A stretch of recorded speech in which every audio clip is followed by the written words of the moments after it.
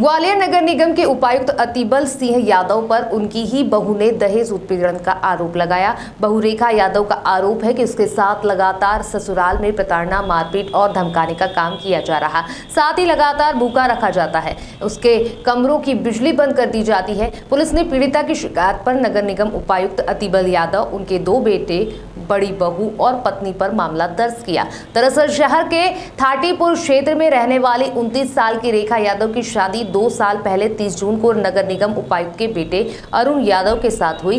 नवविवाहिता का कहना है कि उसके पिता ने सगाई में 10 लाख रुपए, शादी में 15 लाख की क्रेटा कार सहित सोने चांदी के गहने सहित पूरे विवाह उत्सव में 90 लाख रुपए खर्च कर दिए। लेकिन ससुराल पहुंचते ही कुछ दिन बाद सास ससुर सहित अन्य ससुराल वाले व्यवहार बदल गया। उसे कम दहेज लाने के लिए सभी लोग प्रताड़ित करने लगे। उसे 20 लाख रुपए और मांगने के लिए प्रताड़ित किया गया। कुछ समय तक रेखा सब सहती रही और वक्त के साथ परिस्थितियां बदलने की उम्मीद पाले रही, लेकिन पिछले साल 18 अगस्त को उसे घर से भी निकाल दिया गया। फरवरी महीने में जब वह वापस ससुराल पहुंची तो फिर उसकी प्रताड़ना शुरू हो गई। उसके बाद महिला थाने में पहुंची नवविवाहिता की शिकायत पर अतिबल सिंह यादव सहित अन्य ससुराल वालों के खिलाफ मामला दर्ज किया गया। वहीं इस मामले में नवविवाहिता की अधिवक्ता मनीष बाथम का कहना है कि एफआईआर के लिए उन्हें कई महीनों परेशान होना पड़ा। पुलिस प्रशासन के लोग इस मामले में नगर निगम उपायुक्त के प्रभाव के कारण एफआईआर नहीं लिख रहे थे। बड़ी मशक्कत के बाद यह कार्रवाई की गई। चूंकि रेखा यादव लंबे समय से प्रताड़ित की जा रही थी कि इसी के कारण यह मामला दर्ज कराया गया। उन्होंने मेरे को दहेज के लिए बहुत ज़्यादा परेशान कर रहे हैं।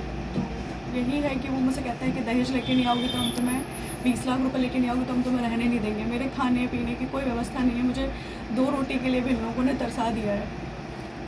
किससे शादी हुई थी? कब शादी हुई थी आपकी? मेरी शादी 30 जून 2020 में अरुण सिंह यादव से हुई थी। अरुण सिंह क्या करते हैं अरुण यादव?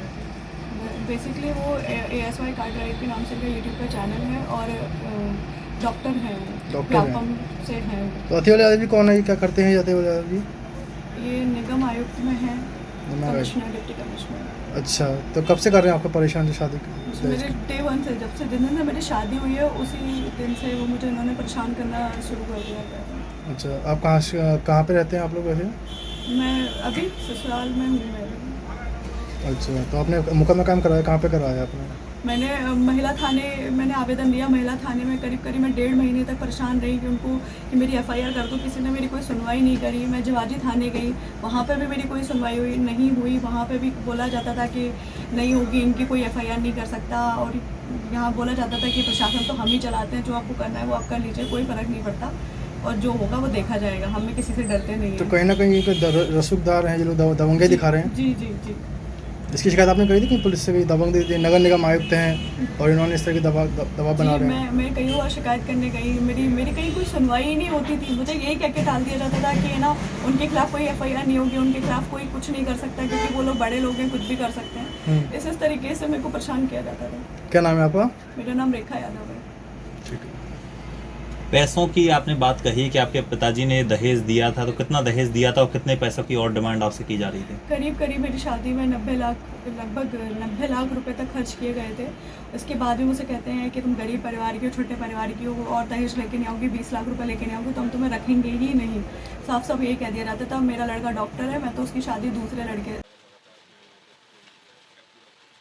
सर, ये मामला जो है प्रशासनिक अधिकारी नगर निगम के उपायुक्त अतिबल सिंह यादव के बहू का है। तो ये मामला जो है दहेज प्रताड़ना के ऊपर है।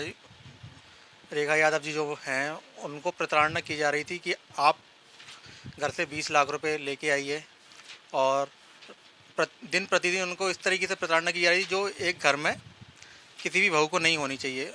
एक तरफ ये प्रशासनिक अधिकारी जो हैं एक मुहिम चलाते हैं कि बेटी बचाओ बेटी पढ़ाओ, बेटी को सबसे आगे बढ़ाओ, परंतु एक तरफ ये लोग ऐसा दुर्व्यवहार कर रहे हैं कि इनका चेहरा एक अलग है और दूसरी तरफ इनका चेहरा अलग है। अगर इनके घर में ही ऐसी घटना होगी तो न्याय की क्या प्रक्रिया, ये लोग आम आदमी इनसे उपेक्षा करेगा।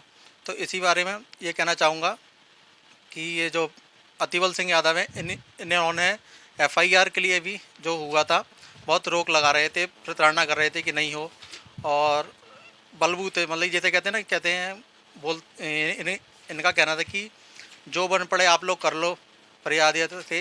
मैं तो यही कहना चाहूँगा सरकार से एवं उच्च अधिकारियों से कि इसको इसके पद से जल्द हटाया जाए ताकि और कोई घटना किसी और के साथ नहीं हो सके।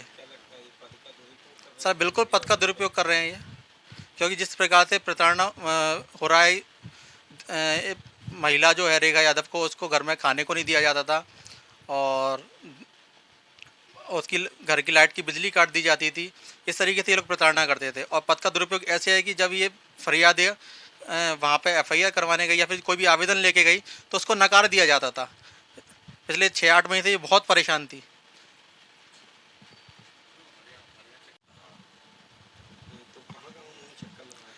फरियादें कोर्ट में भी चक्कर लगाए हैं। सेक्शन 9 125 में उन्होंने मुकदमा दर्ज करवाया था। उसके बाद फरियादी ने हमारे यहाँ से भी पूछा तो हमने उससे कहा कि आप FIR दर्ज कराइए, आप जाके थाने में अपनी सारी बात कहिए। तब वो FIR कराने भी गई तो वहाँ पे भी TI मैडम शैलजा गुप्ता जी ने उनको बहुत परेशान किया कि उनके खिलाफ FIR नहीं होगी। करीबन 1.5 महीने वो वहाँ पे चक्कर काटती रही। SP साहब के भी गई, IG साहब के भी, सब जगह उसने गुहार लगाई। अंत में उसकी FIR हुई। तो यही कहना चाहूँगा कि कोई भी व्यक्ति अगर जाए तो प्रशासनिक अधिकारी जो ये बल का प्रयोग कर रहे थे कि हमारी FIR नहीं होगी, आम आदमी इतना परेशान, मतलब ये एक अधिकारी इतना परेशान कर सकता है तो आम आदमी कितना परेशान होगा, ये मैं आपसे कहना चाहूँगा।